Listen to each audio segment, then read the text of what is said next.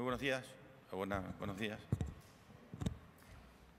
Ayer algunos de los compañeros, de vuestros compañeros, me querían preguntar en Zafra, que le dije que era el día de la feria de Zafra y que ya habría la oportunidad, así que lo que queráis preguntar, sin límite de temas ni de tiempo, estoy a vuestra disposición.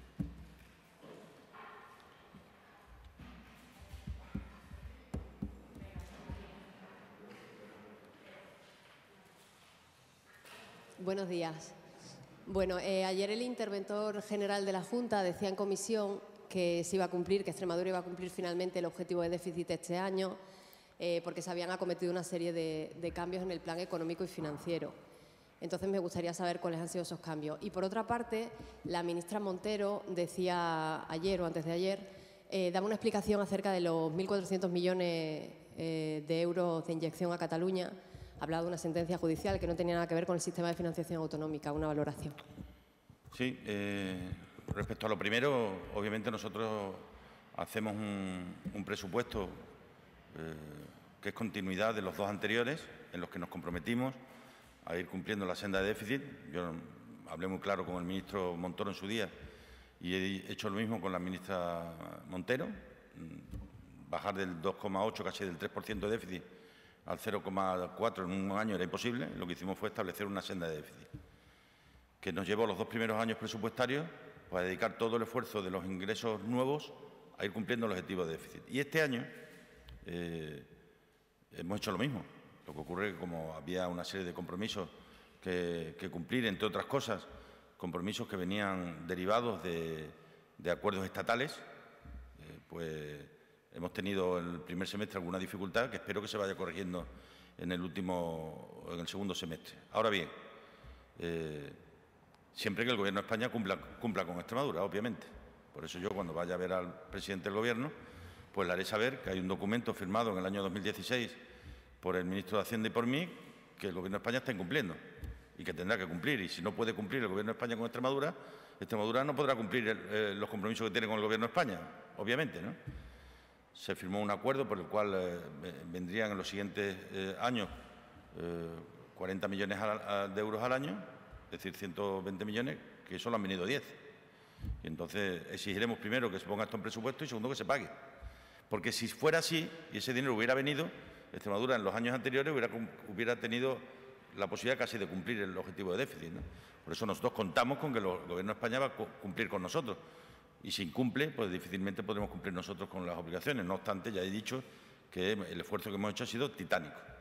Se da una circunstancia también en la economía española en estos momentos, que es que con crecimientos, yo estoy convencido que Extremadura va a terminar el año con crecimientos en entorno o por encima del 2,5, que con crecimientos del 2,5, esos crecimientos no se están trasladando a la recaudación, probablemente por la debilidad que tiene la economía española a partir de la reforma laboral, que hace que, aun estando trabajando en Extremadura 30.000 personas más que hace 3 años, eso debería trasladarse a la recaudación, porque 30.000 personas más trabajando son 30.000 personas más consumiendo, 30.000 personas más reteniéndose el IRPF o pagando IVA, ¿no? Y eso es consecuencia, ya digo, pues de los bajos salarios y de la precarización que la economía tiene a partir de la reforma laboral. Respecto a lo que se comentaba de Cataluña, yo creo que lo comenté el otro día, el sistema legislativo en España, o sea, nuestro derecho positivo, no permite que a una comunidad le pueda llegar dinero que no sea por la vía de la financiación autonómica o por la vía de los presupuestos generales del Estado, excepto que de por medio haya una sentencia judicial.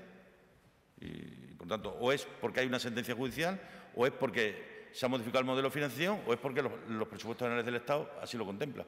Fuera de ahí no es posible. Cuando se hace es porque será una de estas dos opciones. Como no puede ser la del modelo de financiación porque no se ha modificado, pues será algún ajuste derivado del traspaso de competencia vinculado con Mosso o con lo que sea, o bien que haya de por medio alguna obligación de salida de una sentencia judicial.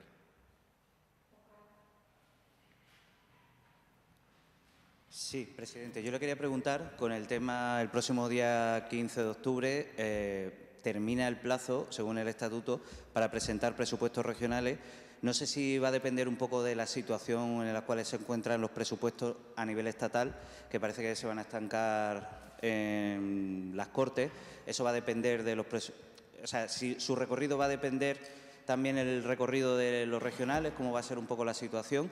Y también le quería preguntar, el ministro de Fomento ayer anunció que en el año 2021 estaría acabado el corredor mediterráneo de tren. Eso un poco, ¿cómo lo ve usted comparado con la situación que tenemos aquí en Extremadura?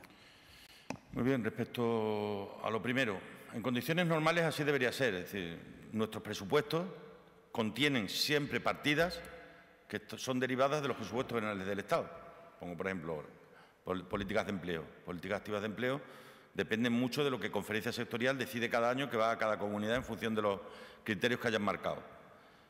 Pero, siendo así eso, evidentemente, en un escenario como el que tenemos este año, hay un calendario absolutamente diferente. Nosotros tenemos por delante unas elecciones y el Gobierno de España, en principio, no tiene previsto convocar elecciones antes de las elecciones municipales y autonómicas, incluso el año que viene, se está hablando del año 2020.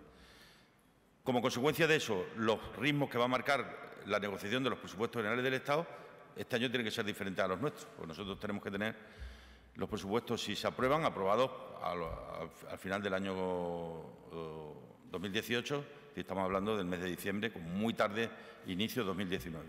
Tener en cuenta que nosotros disolvemos las cámaras a finales de marzo, principios de abril, ¿no? Que nosotros lo vamos a intentar, que pueda haber presupuesto. El que los vaya a ver depende de la voluntad que tengan los demás de poder llegar a acuerdos, pero creo que cumplimos con nuestra obligación. El que digamos hasta final de octubre es porque evidentemente venimos en esta legislatura con un cierto decalaje en la negociación de los presupuestos como consecuencia de las dificultades que tenemos. Pero para que estén aprobados antes de final de año tienen que estar en el Parlamento antes de final de octubre, y eso es lo que vamos a intentar hacer, ¿no? ¿La segunda cuestión era? El calendario que el Gobierno le ha dado al Pacto por el Ferrocarril es que en el año 2019, finales del año 2019, estarán terminadas las obras del corredor extremeño hasta Oropesa y que en el año 2020 estará electrificado. Es el calendario con el que nos estamos moviendo y el que vamos a seguir exigiendo que se cumpla, igual que el arreglo y electrificación de la línea Mérida-Puerto Llano. Yo nunca he sido muy de estar a lo que se produzca en otros sitios. Es decir, yo no quiero que se hagan cosas en Extremadura a costa de los demás, ni que se hagan en los demás a costa de Extremadura. Yo creo que España es un país que, además, cuando nosotros celebramos la finalización de la Ruta de la Plata, lo hicimos porque era la primera inversión de la España moderna, no de la España radial, que todos los caminos conducen a la Puerta del Sol. Yo defiendo los corredores que unen otras partes de España, porque creo que son necesarios y son positivos. Ahora bien, que no sea sobre las espaldas de los recursos que tienen que venir aquí, ¿no? La infraestructura del tren para Extremadura es fundamental, yo creo que eso nadie lo duda en España, y además en las próximas semanas y meses habrá también actividad vinculada con el corredor del sudoeste ibérico, porque nosotros también tenemos mucha gente que defiende este proyecto, entre otras razones, porque, como ha dicho la Unión Europea, es por donde se debía de haber empezado. El primer corredor que se debía de haber hecho es el corredor que une Madrid con Lisboa, y por eso lo vamos a seguir defendiendo, ¿no? Javi. Sí, presidente, buenos días. A raíz de la pregunta de Óscar sobre el corredor mediterráneo, vista la foto que hubo ayer con Vicente Boluda, con Juan Roig, con el presidente de Banco Sabadell, ¿sigue usted pensando que ese tipo de lobbies de presión usted no los comparte, sobre todo a raíz también de lo que ha pasado con la financiación autonómica, que ya hay frentes, llamados frentes de comunidades autónomas, etcétera, etcétera? No tiene nada que ver. El lobby de presión que puede haber por parte de empresarios, yo no tengo nada que decir. Vivimos en un país libre y cada uno haga lo que quiera. Obviamente juegan con que, como son comunidades más grandes, pues tienen más grandes empresas que lo pueden hacer. Yo no solo no lo veo mal, sino todo lo contrario. Yo la semana pasada me reuní en Madrid con un grupo de empresarios extremeños en Madrid y ya digo que en las próximas semanas y meses habrá reuniones de muchos más, porque hay gente que se está moviendo en ese sentido, ¿no? Y no tengo nada contra que la parte de España que comparte sus problemas los defendamos. Lo que ocurre es que yo he pedido una conferencia de presidentes para defenderlo allí, ¿no? Pero yo no solo no tengo nada, sino que yo suscribo las conclusiones a las que puedan llegar cualquiera, ¿no? ¿Qué ocurre? Que eso tiene poco recorrido. O sea, lo que realmente tendría recorrido es convocar una conferencia de presidentes y que, mirándonos a la cara todos los presidentes y todas las presidentas, habláramos sobre la despoblación y las consecuencias que tiene para la financiación autonómica. Por eso el Día de Extremadura yo lo que pedí y lo que he hecho y he trasladado al presidente del Gobierno es que es necesario convocar una conferencia de presidentes para hablar lo que, a mi juicio, es uno de los principales desafíos que en este momento tiene Extremadura y tiene España, ¿no? Es la desigualdad que está generando la despoblación y lo que representa además para el futuro de nuestro país, que a todo el mundo debiera ocupar y preocupar. Porque además no es solo un problema de unas regiones contra otras, sino es un problema dentro de cada una de las regiones. Es decir, se está produciendo una migración interna desde los pueblos hacia las ciudades. Y eso lo podemos comprobar en Extremadura, donde la pérdida de población que se haya podido producir es siempre mayor en el ámbito del medio rural que del medio urbano. Otra cosa distinta es que en España estamos en crecimiento negativo y en Extremadura también. Es decir, que fallece más gente de la que nace. Eso no es un problema de migración, es un problema de natalidad, que es el segundo desafío que habría que abordar y que espero y deseo. Yo creo que en el Gobierno de Pedro Sánchez hay 2 o 3 mensajes muy potentes que tienen que ver con los comisionados. O sea, otra cosa es que se hayan creado estructuras transversales para trabajar contra la pobreza infantil, contra la despoblación, por el cumplimiento de los objetivos de desarrollo sostenible, y que son de estas cosas de las que deberíamos de estar hablando, en vez de estar hablando de las notas o de los pisos de los ministros.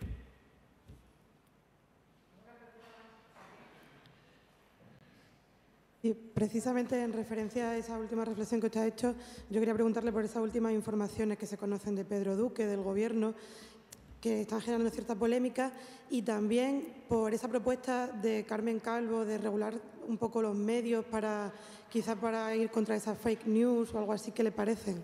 Bueno, yo creo que eso forma parte del mundo en el que vivimos y resulta hoy muy difícil combatirlo.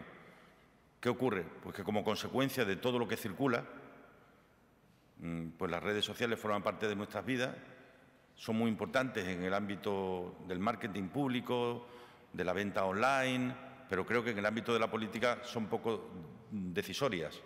O dicho de otra manera, como consecuencia de que todo el mundo dice lo que le apetece, con independencia de que sea verdad o mentira, pues ocurre que la trascendencia que tiene lo que se dice pues también es relativa, ¿no? Dicho esto, yo soy de los que separan perfectamente ilegalidades, irregularidades y hechos que pueden cometerse que no sean ni legales ni irregulares y que forman parte de la conciencia individual y que están en el entorno de los comportamientos personales y de los comportamientos que cada uno entienda. Pero no puede ser nunca igual lo ilegal que lo irregular y lo irregular que lo que no es ni ilegal ni irregular y que forman parte, ya digo, de los comportamientos personales que te pueden gustar más o menos, pero que no están en el campo ni de lo ilegal ni de lo irregular. ¿El desarrollo pendular de nuestro país es bueno o es malo? Es decir, que hayamos pasado de que el presidente del Gobierno le puede dirigir un WhatsApp a un presunto delincuente y no pasa nada. ¿A qué? Porque una ministra tiene un máster en el que faltó un trimestre a clase, tenga que dimitir. Es un péndulo. ¿A mí me parece bien o mal? No me parece ni bien ni mal. Es lo que es la realidad. Ahora, si tengo que elegir, prefiero esto que aquello. Si tengo que elegir, prefiero esto que aquello. Si prefiero así. A mí me gusta una sociedad que es exigente con la clase política. Y luego habrá quien diga, no, pues a ver quién va a querer estar en política, ¿no? Esa es otra cuestión que tendrá otro elemento y otras consecuencias, ¿no? Pero lo que sí es cierto es que si tengo que elegir entre una sociedad excesivamente tolerante respecto de comportamientos anómalos y otra que sea exigente, yo prefiero la exigente. Aunque con ello te conlleve pues al ejercicio de transparencia que llevamos aquí en Extremadura haciendo ya desde hace mucho tiempo, ¿no? Yo recuerdo la primera vez que yo publiqué mi nómina, me dijeron que aquello era una barbaridad porque venía mi dirección y el número del carnet de identidad. Esto es la vida que estamos viviendo y es así. El ejercicio de transparencia es la consecuencia de una sociedad que ha cambiado, que antes era o tenía mucha ingenuidad respecto de las cosas que ocurrían y eso se ha terminado.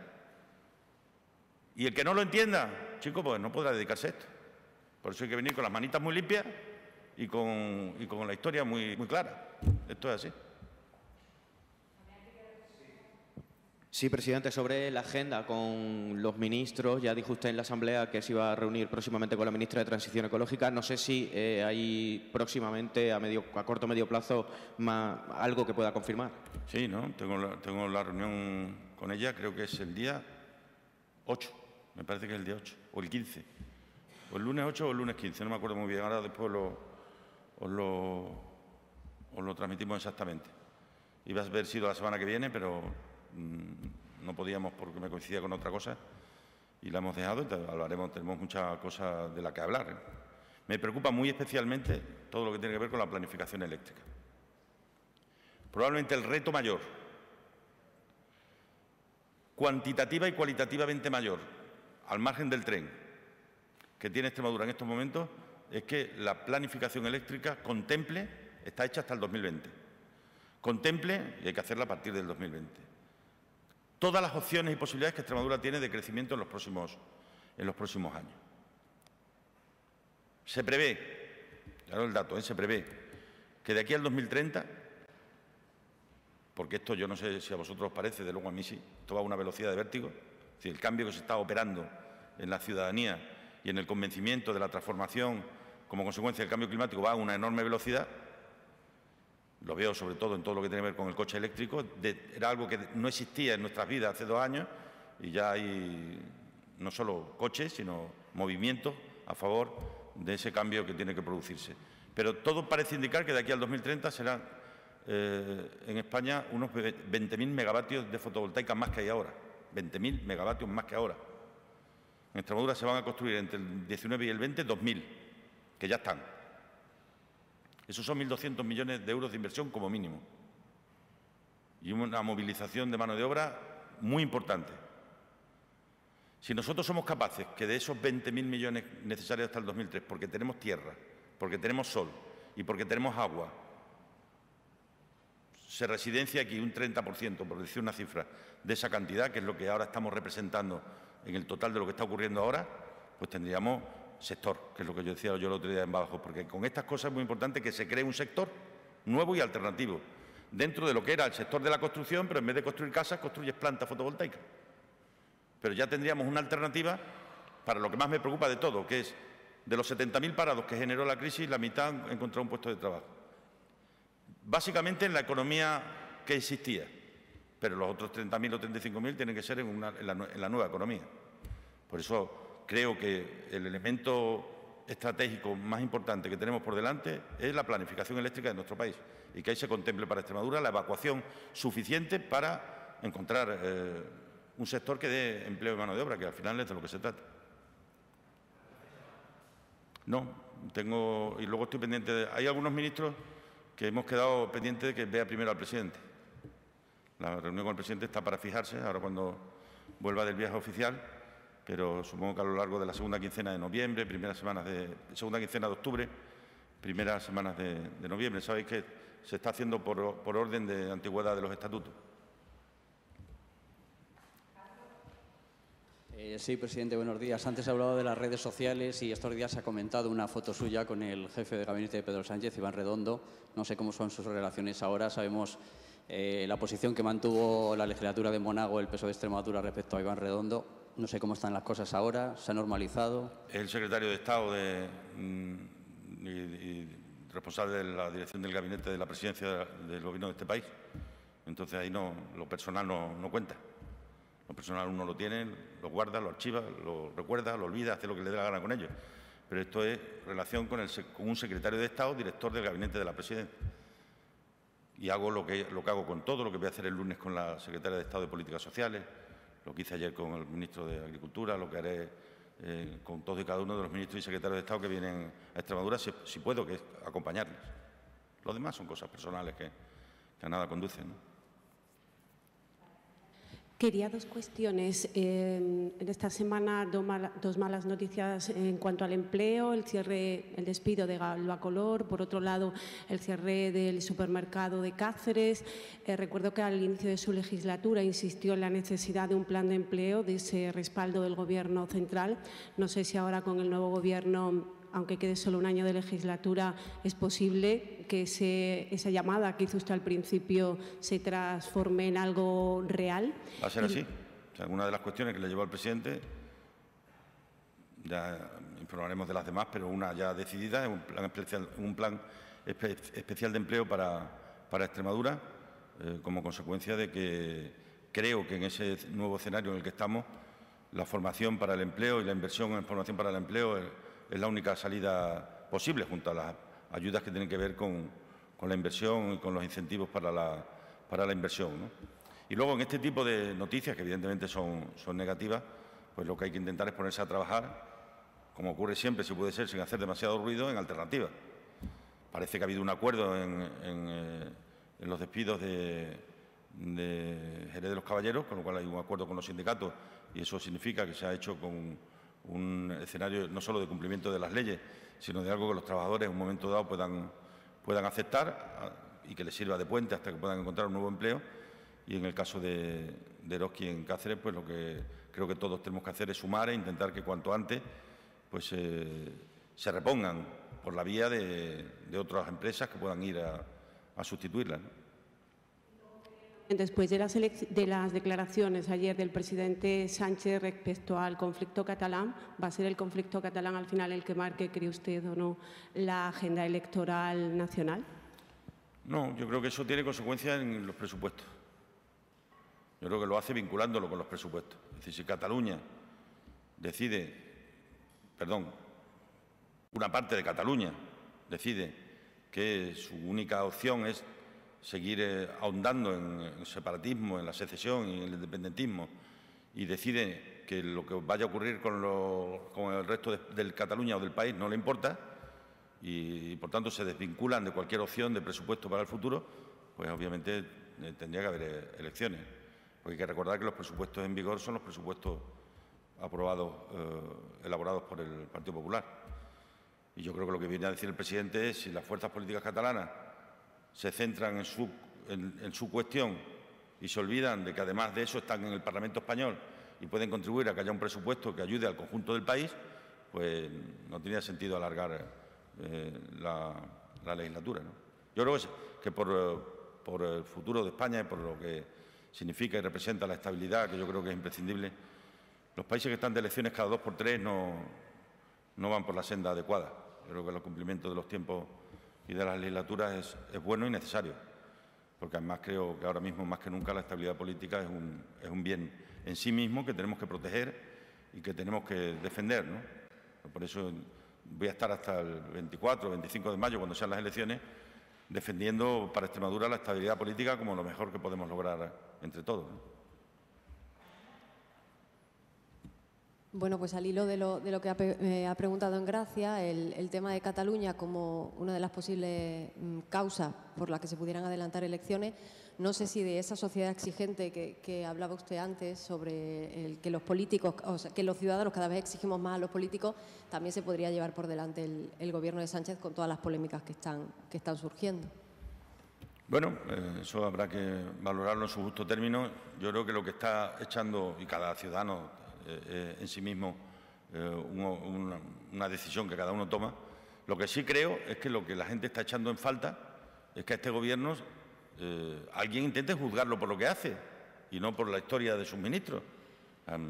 Aquí nadie está hablando de lo que se está haciendo, y que le pregunten a la gente que cobra subsidios de más de 50 años si le ha afectado o no, a aquellos que reciben la sanidad y que no la recibían, a todos aquellos que han sido y que están siendo receptores de las consecuencias de las medidas que el Gobierno está tomando, y sobre eso parece que no se opina nada. Igual nos encontramos con que cuando la gente vaya a votar, igual hasta piensa más en lo que el Gobierno ha hecho que en lo que hicieron sus ministros hace 20 años, y se mueven más por lo que el Gobierno ha hecho que por lo que ocurre.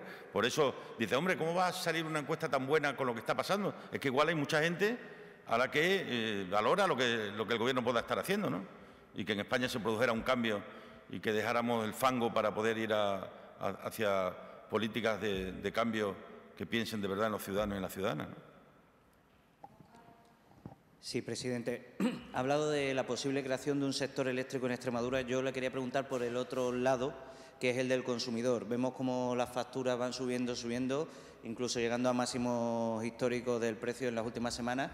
¿Qué le diría a esa gente que ve que la factura o qué se puede hacer y, sobre todo, de cara a esa reunión con la ministra, le llevaría algún tipo de propuesta o cómo se puede...? Yo confío, Óscar, que las medidas que se tomen en los próximos meses, la ministra ya se ha comprometido a presentar no solo la Ley de Cambio Climático, sino medidas muy concretas, entre ellas la desaparición del impuesto que grava una parte de lo que pagamos en el recibo de la luz, sea para que el costo disminuya, ¿no? Pero si fuéramos capaces de entender que ahora, no hace 10 años, pero que ahora la apuesta por las energías renovables es una apuesta por el abaratamiento del consumo eléctrico, entenderíamos de qué estamos hablando. Es decir, el coste del megavatio hora se puede ver sensiblemente reducido si somos capaces de apostar por las energías renovables, porque van a ser más baratas. Y si llenamos España de fuentes de energía limpias, igual no solo estamos produciendo un beneficio para el cambio climático, sino estamos abaratando el recibo de la luz. Porque hoy por hoy la energía más barata es la fotovoltaica. Entonces trabajemos para que eso sea posible y que cuando yo hablo del horizonte 2030 y del gran desafío que eso representa, es porque, como tú muy bien dices, eso es lo que le preocupa a la gente. A la ciudadanía puede tener interés en conocer cómo se ha comprado un ministro el chalet de la playa, pero desde luego le importa mucho más que el mes que viene o el siguiente o el otro vaya a haber reducido el recibo de la luz en un 4, en un 5 o en un 6, porque eso es lo que realmente le afecta, ¿no? Y eso es lo que yo digo de las dos Españas de ahora. La del microclima madrileño, la almendra madrileña, donde están con estas cosas de las vidas y milagros de los ministros, y la del resto de la ciudadanía de este país, que está ocupada y preocupada porque el Gobierno sigue haciendo cosas para resolver su vida. Y esto es lo que yo creo y además lo que le pregunto a la gente con la que me cruzo todos los días y que así te lo manifiestan, ¿no? ¿Una cosita más? Muy bien, muchas gracias.